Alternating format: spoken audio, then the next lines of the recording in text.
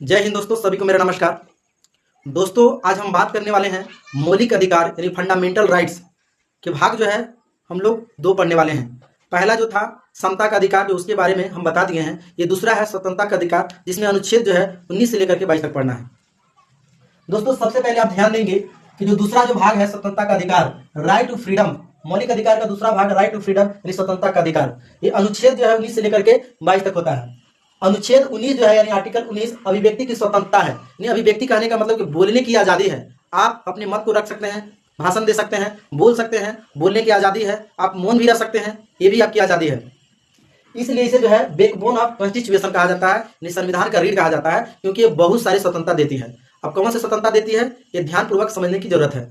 दोस्तों, सबसे पहले देखेंगे कि मौलिक अधिकार यानी मूल अधिकार यानी स्वतंत्रता का अधिकार में ये 7 जो है स्वतंत्रता का उल्लेख किया गया है, लेकिन अभी फिलहाल जो है 6 है। तो अनुच्छेद 19 ये कहता है कि बोलने की आजादी है, बोलने की आजादी है। दूसरा कहता है कि बोलने की आजादी है, झंडा लहराने की आजादी है। अगर इंडिया अगर जीत रही है तो कोई भी जाति धर्म के लोग जो है झंडा यानी फलिए को फहरा सकता है, इसमें किसी प्रकार की कोई पाबंदी नहीं है। ये जो है 2004 ईस्वी में जो है इसको लागू किया गया था।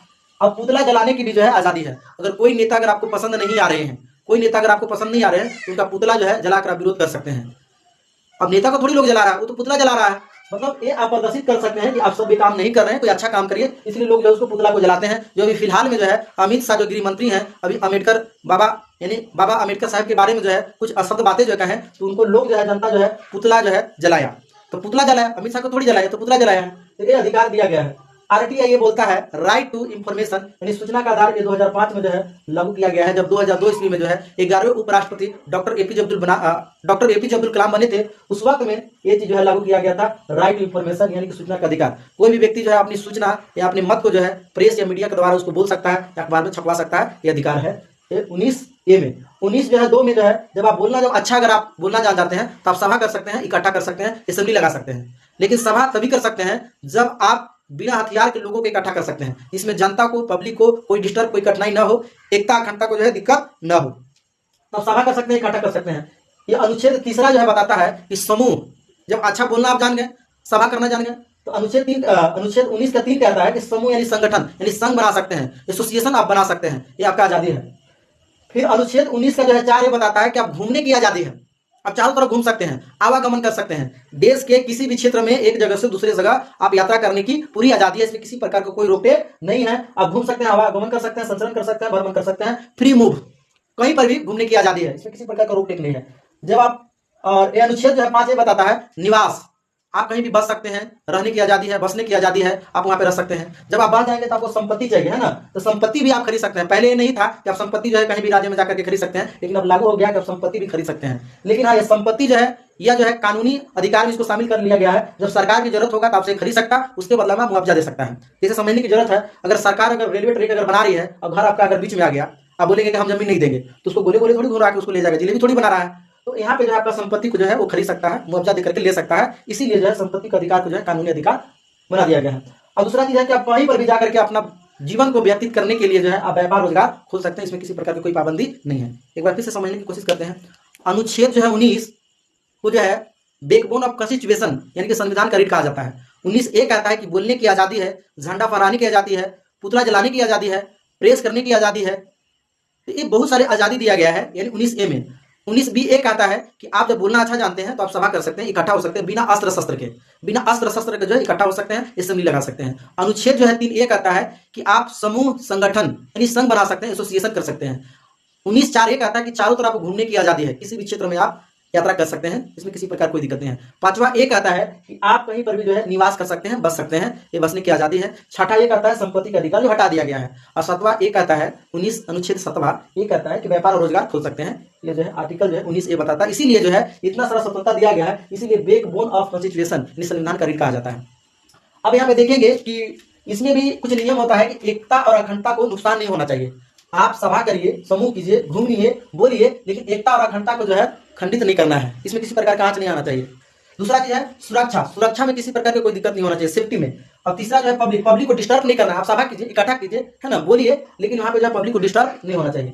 मोरल यानी ये बताता है कि आप किसी व्यक्ति को जो है अभद्र व्यवहार नहीं कर सकते हैं, आप शब्द का प्रयोग नहीं कर सकते। बोलने का आजादी का मतलब ये थोड़ी है कि आप किसी को जो है आप गलत बात बोलिए, गाली गलौज करिए, उसको अभद्र व्यवहार कीजिए। बोलने का आजादी देने का मतलब अपने मोरल वो जो है आप अशब्द नहीं बोल सकते हैं। अब पांचवा है कि कोर्ट के खिलाफ आप नहीं बोल सकते हैं। तो इस चीज को फॉलो करते हुए भी जो है आपको ये सब सारा काम करना है। अभी नहीं कि हमको सभा करने की आजादी है तो कहीं आप रोड पर जो है जाम कर दिए, चक्का जाम कर दिए, जिसमें पब्लिक को जो है दिक्कत होने लगी। अब बोलने का मतलब ये नहीं है कि आप किसी को जो है कुछ भी बोलने लगे, है ना। तो इसको देखते हुए जो है नियम को फॉलो करना है, ये चीज बताता है। देखिए 19A में कहता है बोलने की आजादी, बी में कहता है सभा कर सकते हैं, जब अच्छा बोलने लगे तो सभा कीजिए, सभा जब करते हैं तो अच्छा और प्रदर्शन रहा तो आप जो है समूह कर लीजिए। चौथा में जो है चारों तरफ घूमने की आजादी है। पांचवा में है निवास कर सकते हैं, बस सकते हैं।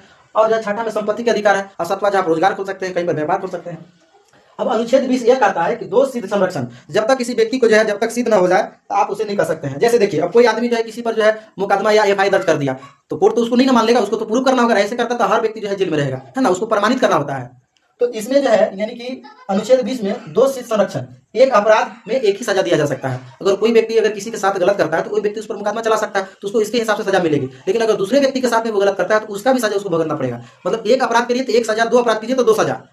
फिल्म में होता है कि 10 को मर्डर करिए चाहे 4 को मर्डर करिए सजा एक ही मिलेगा, ऐसा नहीं है। यहाँ पे जो है अगर आप अगर अपराध करते हैं तो 2 सजा मिलेगी, एक अपराध करेंगे तो 1 सजा मिलेगी।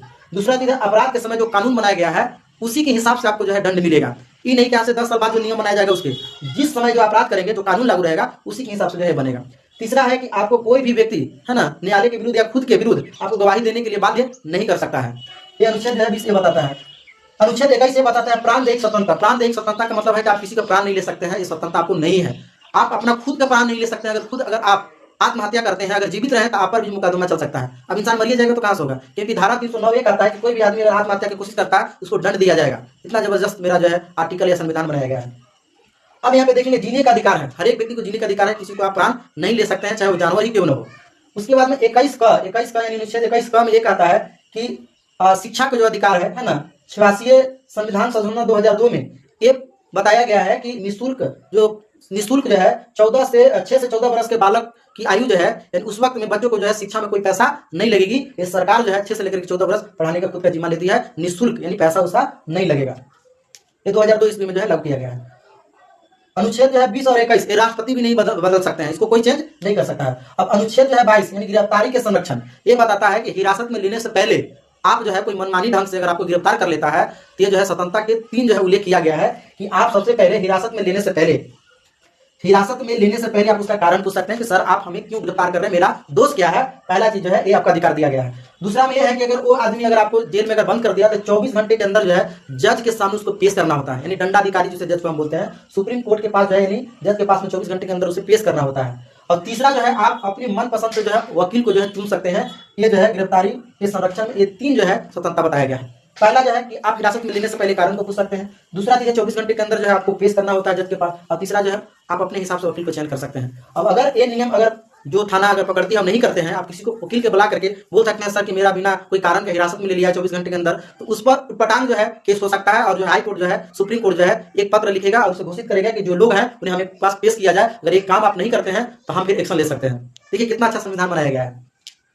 अगर हाँ बड़ा अगर क्राइम अगर करते हैं तो इसमें जो है आपको वारंट की जरूरत है, इसमें कोई वारंट की जरूरत नहीं है। जैसे बलात्कार करना, बम ब्लास्ट करना, है ना, स्कूल को उड़ा देना, मकान को उड़ा देना, अगर कुछ भी ऐसे बड़ा कांड होता है तो पुलिस आपको पकड़ने वक्त में अगर पूछेंगे कि वारंट दिखाइए तो वारंट की कोई जरूरत नहीं पड़ेगी। और 3 महीना जो है ना बिना वारंट के जो आपको जेल में रख सकता है, पुलिस जो आपको रख सकता है। और 24 घंटे के अंदर जो आपको पेश भी नहीं करेगा। लेकिन जो आपको अनुच्छेद 22 बताया गया है कि आप गिरफ्तारी के संरक्षण की कारण पूछना होगा और 24 घंटे के अंदर पेश करना होगा। लेकिन जो आदमी का आने जाने का जो समय रहेगा उस समय को छोड़ करके, जिससे बीच में कहीं जाम हो गया और उसमें जो वक्त लगा तो उसको छोड़ करके जो है 24 घंटे के अंदर पेश करना होता है। और तीसरा जो है वकील जो होता है ना, वकील को जो है मनचाहा आप उसे चूज कर सकते हैं। लेकिन हाँ अगर कहीं आप लेट से कर दिए तो फिर आपको कारण जो है बताना पड़ेगा जज को।